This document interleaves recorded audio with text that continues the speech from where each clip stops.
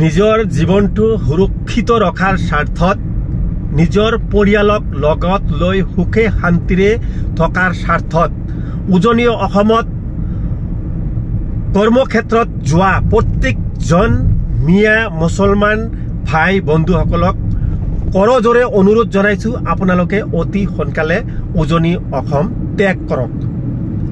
প্ৰত্যেকজন খাটি খোৱা মিয়া মুছলমানক অনুৰোধ জনাইছো আপোনালোকে যিমান পাৰে অতি সোনকালে উজনি অসম বয়কট কৰি নিজৰ নিজৰ ঘৰত উভতি যাওক। প্ৰসংগ কি আছিল? বলাৎকাৰী, ধৰ্ষণকাৰী যোনেই নহওক কিয় কোনো ধৰ্ষণকাৰীক কোনেও ছাপৰ্ট নকৰে। ধৰ্ষণকাৰী হিন্দু হ'ব পাৰে, মুছলিম হ'ব পাৰে, যোনেই নহওক ধৰ্ষণকাৰীক ভাৰতীয় আইনী দণ্ডবিধি মতে তাৰ যি শাস্তি দিব লাগে আইনে তাৰ সেই শাস্তি দিয়ক, তাক ফাঁচি দিয়ক, তাক এনকাউণ্টাৰ কৰক, তাক যাৱজ্জীৱন জেলত দিয়ক, কিবা দিয়ক, যি আইন ব্যৱস্থাতে তাৰ সেই আইন ব্যৱস্থা তাৰ শাস্তি তাক দিব লাগে তাক দিয়ক। সেয়া আমাৰ কোনো আপত্তি নাই, আমি পাৰিলে তাক সহায় সহযোগিতা কৰিম। কোনো দোষীয়ে যাতে ৰেহাই নাপায়। ধৰ্ষণকাৰী তাৰ যিটো শাস্তি পাব লাগে তেওঁ শাস্তি পাওক, 100% আমি একমত। কিন্তু ধৰ্ষণকাৰী কোন হয়? ধৰ্ষণ কোনে কৰিলে, কাক টাৰ্গেট কৰি ললে? এতিয়া আপোনালোকে চাওক কথাটো, ধৰ্ষণ কোনে কৰিলে, কাক টাৰ্গেট কৰি ললে? কথা সেইটো নহয় যে হিন্দুৱে কৰিলে মুছলিম কৰিলে। ধৰ্ষণ যোনে কৰিছে সেই হিন্দুৱে হওক বা মুছলমানেই হওক, সি ধৰ্ষণকাৰী, তাক শাস্তি পাব লাগে, তাক ফাঁচি দিব লাগে, তাক যাৱজ্জীৱন কাৰাদণ্ড দিব লাগে, নহলে তাক এনকাউণ্টাৰ কৰি মাৰি পেলাব লাগে। এয়াই আমাৰ কথা। তাত হিন্দু আৰু মুছলমান বুলি কি কথা আছে? এই ধৰ্ষণ কাণ্ডৰ লগত জড়িত থকা ব্যক্তিসকলৰ কথাত উজনি অসমত এই মিয়া মুছলমান শ্ৰমিক খাটি খোৱা মানুহখিনিক আজি উভতি ধৰিছে, তেওঁলোকক টাৰ্গেট কৰি লৈছে, তেওঁলোকৰ ওপৰত অত্যাচাৰ আৰম্ভ কৰিছে, তেওঁলোকক মানে মাৰিছে, পিৰিছে, তেওঁলোকক উজনি অসমৰ পৰা 7 দিন সময়সীমা বান্ধি দিছে, তেওঁলোকক উজনি অসম ত্যাগ কৰিব লাগে।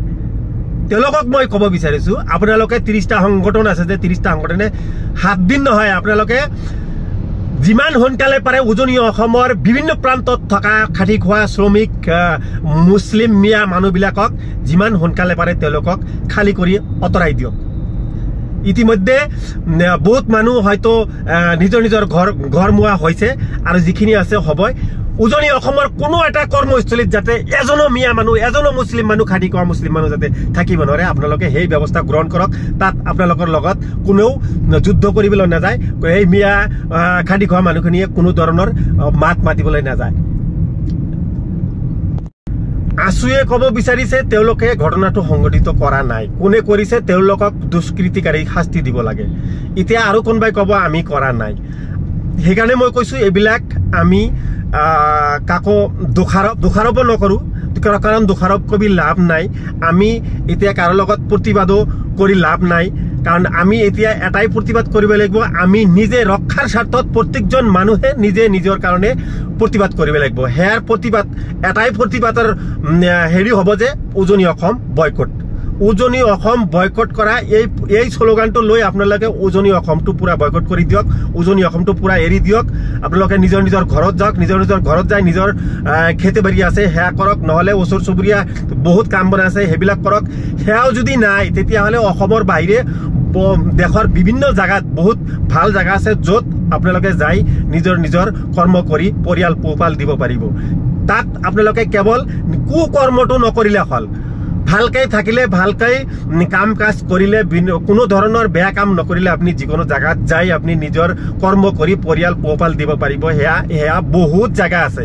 উজনি অসম বয়কট কৰিব লাগে। মুঠতে উজনি অসমৰ পৰা সকলোৱে এই মুহূৰ্তে আঁতৰি আহিব লাগে। তেওঁলোকে 7 দিন কৈছে, 2 দিনৰ ভিতৰত উজনি অসম খালী কৰি ওলাই আহিব লাগে। তাৰ পিছত এইটোৱে হ'ব প্ৰত্যেকজন খাটি খোৱা মিয়া মুছলমানৰ এটা প্ৰতিবাদ।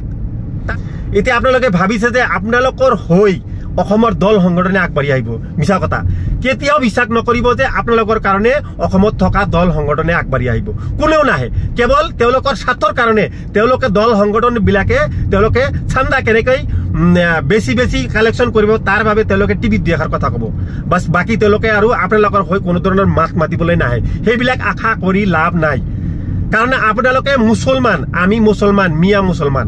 আমি মিয়া মুছলমানক সহায় কৰিবলৈ কোনো আগবাঢ়ি নাহে তাৰ পিছত ক'ব সংখ্যালঘু ডাঙৰ ডাঙৰ নেতা আছে লিডাৰ আছে কাৰো আশা কৰি লাভ নাই সিদিনাখন লোকসভা নিৰ্বাচনত ধুবুৰীৰ সাংসদ বনাই দিলে ভাৰতবৰ্ষৰ ভিতৰত ৰেকৰ্ড কৰি পেলাই ভোট দি পেলাই তেওঁক সাংসদ বনাই দিল্লীলৈ পঠাই দিলে তেওঁ মিয়া মুছলমান মানুহৰ সুৰক্ষা দিব শান্তি আনিব ইটো কৰিব সিটো কৰিব চিঞৰি গল মানুহৰ আগত কৈ পেলাই ভোট লৈ পেলাই তেওঁ আজি সাংসদ হৈ পেলাই দিল্লীত যাই বহি আছে আজি এই মিয়া মুছলমানৰ মাৰি আছে অত্যাচাৰ কৰি আছে আজিলৈকে একাৰ মাত মতা নাই গতিকে আপোনালোকক সেইকাৰণে আহ্বান জনাইছো আপোনালোকে কাৰো আশা কৰি লাভ নাই কোনো আপোনালোকক সহায় কৰিবলৈ আগবাঢ়ি নাহে কেৱল যদি কোনোবাই আহে আপোনালোকৰ কিবা এটা দুৰ্ঘটনা হ'ব আপোনালোকৰ কিবা এটা ডাঙৰ ঘটনা হ'ব আপোনালোকে মৰিব আপোনালোকক মাৰিব তাৰ পিছত তেওঁলোকে সংবাদ মাধ্যমৰ আগত যাই দুআষাৰ নিজৰ স্বাৰ্থত ক'বলৈ বাধ্য হ'ব নেতাগিৰি দেখুৱাব তাৰ বাহিৰে আপোনালোকক কোনেও সহায় নকৰে